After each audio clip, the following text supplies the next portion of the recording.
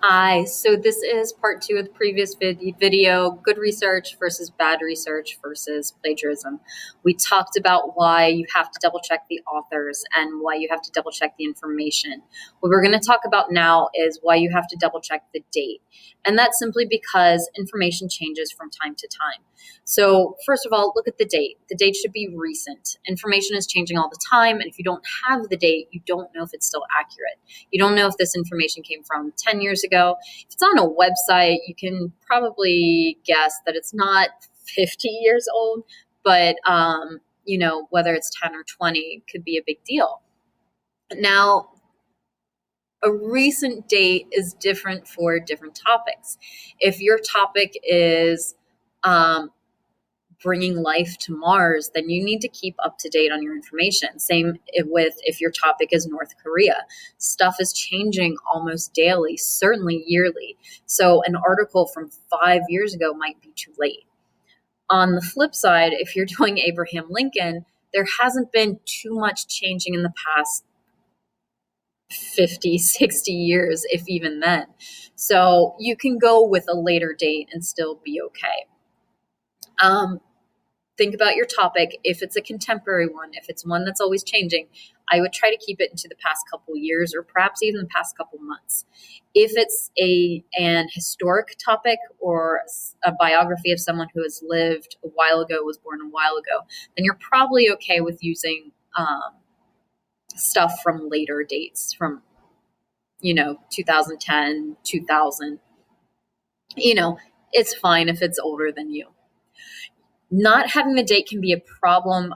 Again, it can be a huge one if you're doing contemporary issues. If they're saying we can never get life on Mars, saying that now means something completely different than if someone were to say that 15 years ago.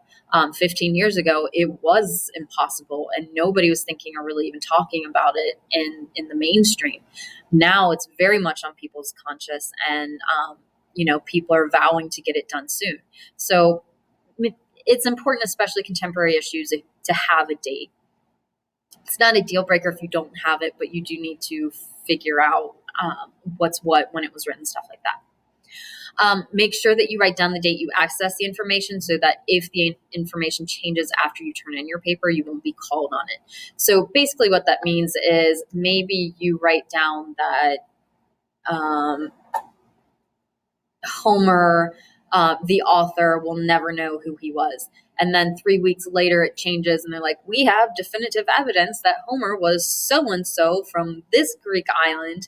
Well, that's not your fault that information changed in between you and your paper. So that's why it's important to write down the date you went to that website so that you have the information accurately.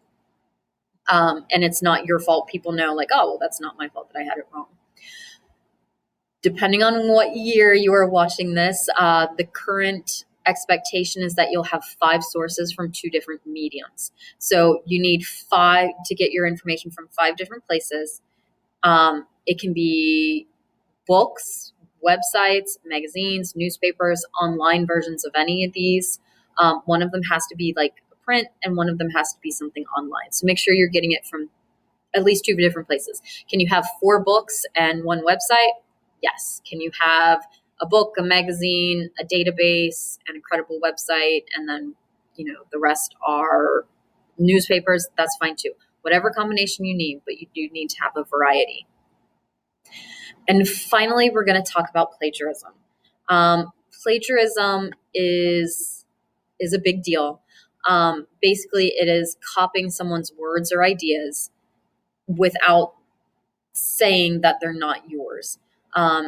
And what people seem to think is it means copying someone's sentence word for word or a phrase word for word. But it goes beyond that. It's taking their ideas as well. So even putting it in your own words, it's still plagiarism. You have to give them, the author, credit and say, this is where I got my information. So in order to keep something from being plagiarized, these are the rules you got to follow. You have to combine it with other people's information. So you can't get all of your information from one book. That's not a research paper. That's a book report. So you have to spread out where you get your information. That's why you have to have 5 sources. And you have to make sure that you use all 5 sources. You have to say where you got those sources. So you can't just give the author. You got to tell me author, page number, publisher, stuff like that. I will definitely walk you through that when it's time to do that. You have to tell me where each fact, every single fact that you get has to have a page number and an author or a title. I will show you how to do that, and you probably already know, you've been doing it before, but it's really important that you remember you do this with every fact, even the stuff that you put in your own words, even the stuff that you're paraphrasing. If you do use something word for word that the author says, because you liked how they said it, that's fine. But you got to put it in quotes so that the reader knows these are not my words, these are the author's. Okay. So please make sure that anything you just straight up copy and paste, you put in quotation marks so you know that was not me saying it, that was the author. Again, paraphrasing, it's still very important that you give the information of the author, what page you got this information from. And then you got to be careful that you don't change the meaning of what someone says by like selectively using their words. So someone might say something like, we should never build a school unless we have enough money for it. If you only take we should never have a school and imply that that person is saying they never wanted to build a school, schools should not be built anymore, that is a problem. You can't do that. You have to continue it or show there's more to it. We should never build a school unless we have the proper information. So be careful that you're not switching up what people are saying. I'm going to walk you through how to do all of this step by step. You are not going to accidentally screw one of these things up. This is what you need to know for now. Buying, copying word for word, or paraphrasing another research paper is not only cheating, but it's breaking the law. If the author chooses, you can be sued. Now, the odds are that an author is probably not going to track you down to sue you because you copied their research paper, but the point is, they could. And all it takes is the one, you picked the one doozy of an author who wants to do that, and you're screwed, basically. So please don't copy other people's.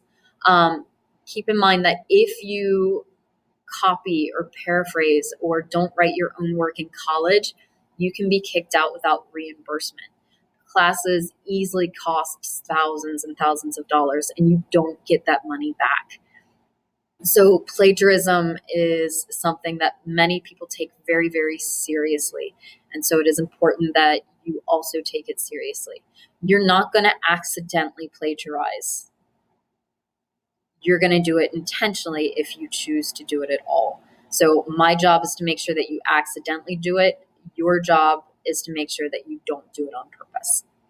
If you have any questions about this, please email me or let me know, and I will help clarify what constitutes plagiarism, willfully and mistaken plagiarism, which we are preventing. Thank you very much.